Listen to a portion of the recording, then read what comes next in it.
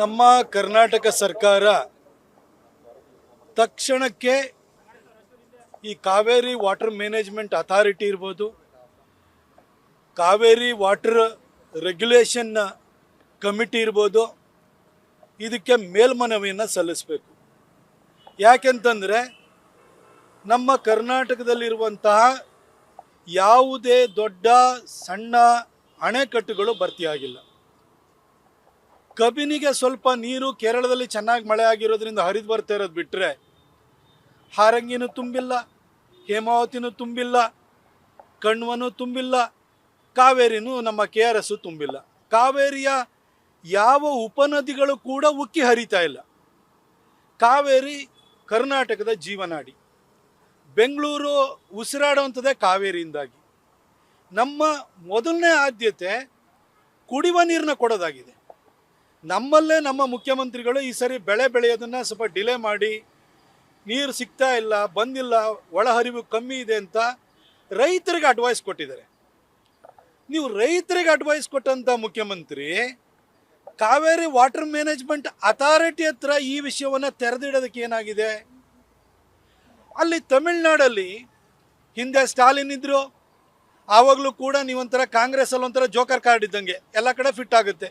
ಯಾರಿಗೊಂದು 3, 4, 5 ಕಮ್ಮಿ ಆಗ್ತಾರೆ, ಅವ್ರ ಜೊತೆ ಹೋಗಿ ಕಾಂಗ್ರೆಸ್ ಸೇರ್ಕೊಳ್ಳುತ್ತೆ. ಈಗ ವಿಜಯ್ ಬಂದಾದ್ಮೇಲೆ ವಿಜಯ್ಗೆ ಒಂದಷ್ಟು ಕಮ್ಮಿ ಆಯಿತು, ನಿಮ್ದೊಂದು 5 ಹೋಗಿ ಅಲ್ಲಿ ಸೇರಿಸ್ಕೊಂಡ್ರಿ. ನೀವೊಂದು ಜೋಕರ್ ಕಾರ್ಡ್ ತಮಿಳ್ನಾಡಿಗೆ.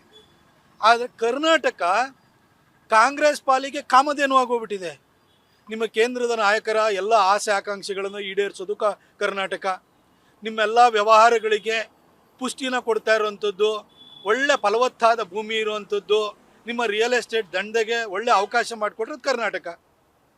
ಎಲ್ಲ ರಾಜ್ಯದ ರಾಜಕಾರಣಿಗಳು ಬಂದು ಫಾರ್ಮ್ ಹೌಸ್ ಮಾಡ್ಕೊಳ್ಳೋದು ಕರ್ನಾಟಕದಲ್ಲಿ. ನಾನು ಕಾಂಗ್ರೆಸ್ನವರಿಗೆ ಕೇಳಲಿಕ್ಕೆ ಬಯಸ್ತೀನಿ, ನೀವು ಕರ್ನಾಟಕದ ಹಿತರಕ್ಷಣೆ ಮಾಡೋದು ಯಾವಾಗ? ತಮಿಳ್ನಾಡವರು ಈ ರೀತಿ ಪದೇ ಪದೇ ಖ್ಯಾತೆ ತೆಗೆಯುವಂಥದ್ದು, ಅವರಿಗೆ ನೀರು ಬಿಡಿ ಅಂತ ಹೇಳೋವಂಥದ್ದು. ನಮ್ಮ KRSಗಿಂತ ಮೆಟ್ಟೂರು ಡ್ಯಾಮು ದೊಡ್ಡದು. KRS ತುಂಬಿದರೆ ನಾವು ಬಿಡ್ಬೋದು. ಆಮೇಲೆ KRSಯಿಂದ ಕುಡಿಯುವ ನೀರು ನಮಗೆ ತಿಂಗಳಿಗೆ ಕನಿಷ್ಠ ಅಂತಂದರೆ 3.5 TMC ಕುಡಿಯುವ ನೀರು ಬೇಕು ನಮಗೆ. ಜನ ಉಸಿರಾಡಿದ್ರೆ ತಾನೇ, ಬದುಕಿದ್ರೆ ತಾನೇ ಮುಂದಿಂದು. ನಾವೆಲ್ಲರೂ ಕೂಡ ಅಕ್ಕಿನೋ ಇನ್ನೇನೋ ನಮಗೆ ಶಾರ್ಟೇಜ್ ಆಯಿತು ಅಂದರೆ ಖರೀದಿ ಮಾಡ್ಕೊಂಬರ್ಬೋದು. ಆದರೆ ನೀರನ್ನು ಖರೀದಿ ಮಾಡ್ಕೊಂಬರೋಕ್ಕೆ ನಮ್ಮ ಕೈಲಿ ಅವಕಾಶ ಇದೆಯಾ? ಇದನ್ನು ಮನಗಂಡು ತಮಿಳ್ನಾಡಿನಲ್ಲಿ ಅಲ್ಲಿ ವಿಜಯ್ಗೆ, ಈ ಹಿಂದೆ ಸ್ಟಾಲಿನ್ಗೆ ಬುದ್ಧಿ ಹೇಳೋ ಕೆಲಸನ ಹಿಂದೆ ಸಿದ್ದರಾಮಯ್ಯನವರು ಮಾಡಲಿಲ್ಲ, ಈಗ DK ಶಿವಕುಮಾರ್ ಅವರು ಆ ಧೈರ್ಯ ತೋರ್ತಿಲ್ಲ. ಸುಮ್ಮನೆ ಮೇಕೆದಾಟು ಅಂತೇಳಿ ಹೇಳ್ಬಿಟ್ಟು ಆಗ ನಮ್ಮ ನೀರು ನಮ್ಮ ಹಕ್ಕು ಅಂತ ಹೋಗ್ಬಿಟ್ಟು ಎಲ್ಲರಿಗೂ ಎಣ್ಣೆ ಹೊಡಿಸ್ಬಿಟ್ಟು ತುರಾಡಿಸ್ಕೊಂಡು ಇವರು ರ್ಯಾಲಿ ಮಾಡಿದ್ದು ಬಿಟ್ಟರೆ ಇವ್ರು ಏನೂ ಮಾಡಿಲ್ಲ. ನಾನು DK ಶಿವಕುಮಾರ್ ಅವರಿಗೆ ಹೇಳಲಿಕ್ಕೆ ಬಯಸ್ತೀನಿ, ಸರ್ ಮೇಕೆದಾಟು ಎಂದು ನೀವು ಮಾಡಲ್ಲ, ಅದು ಬರೀ ಚುನಾವಣೆ, ಇನ್ನೊಂದು ಚುನಾವಣೆ ಬಂದಮೇಲೆ ಅದೇ ರಾಗ ಅದೇ ಹಾಡು, ಇದೇ ಮಾಡ್ತೀನಿ ಅಂತ ನಮಗೆ ಗೊತ್ತು. ಆದರೆ ಕನಿಷ್ಠ ಕುಡಿಯುವ ನೀರನ್ನ ಉಳಿಸ್ಕೊಳ್ಳೋದ್ರಷ್ಟಾರ ಗಮನ ಹರಿಸಿ.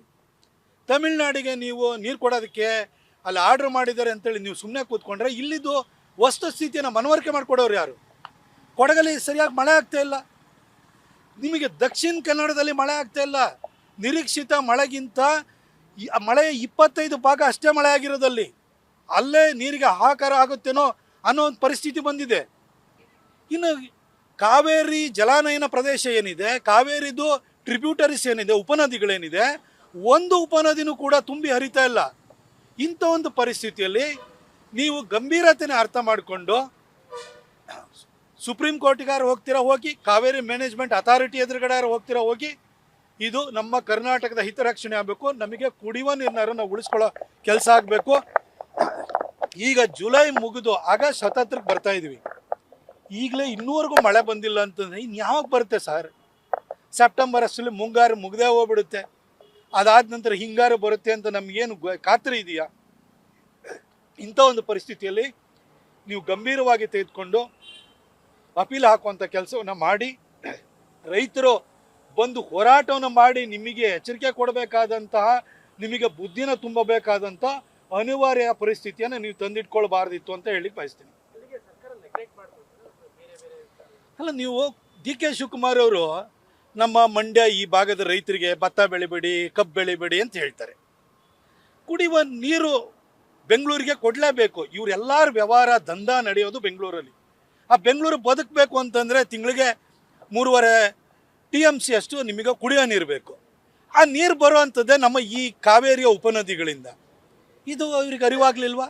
ರೈತರಿಗೆ, ಇಲ್ಲಿ ಮಂಡ್ಯದ ರೈತರಿಗೆ ಭತ್ತ ಬೆಳಿಬೇಡಿ ಅಂತ ಹೇಳೋರಿಗೆ ಬೆಂಗಳೂರಿಗೆ ಕುಡಿಯೋ ನೀರು ಬೇಕು, ಅದನ್ನು ನಾವು ಕಾಪಿಟ್ಕೊಳ್ಬೇಕು ಅನ್ನೋ ಒಂದು ಕನಿಷ್ಠ ಪರಿಜ್ಞಾನ ಬೇಕಲ್ವಾ?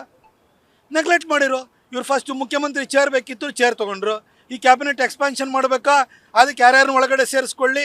ಈ ಯುದ್ಧಗಳು ನಡೆಯೋದ್ರಲ್ಲಿ ಇದರಲ್ಲೇ ಕಾಲಹರಣ ಮಾಡ್ತಿದ್ದಾರೆ ಹೊರತು ಕರ್ನಾಟಕದ ಹಿತರಕ್ಷಣೆ ವಿಚಾರದಲ್ಲಿ ಏನು ಯೋಚನೆ ಮಾಡ್ತಾ ಇಲ್ಲ.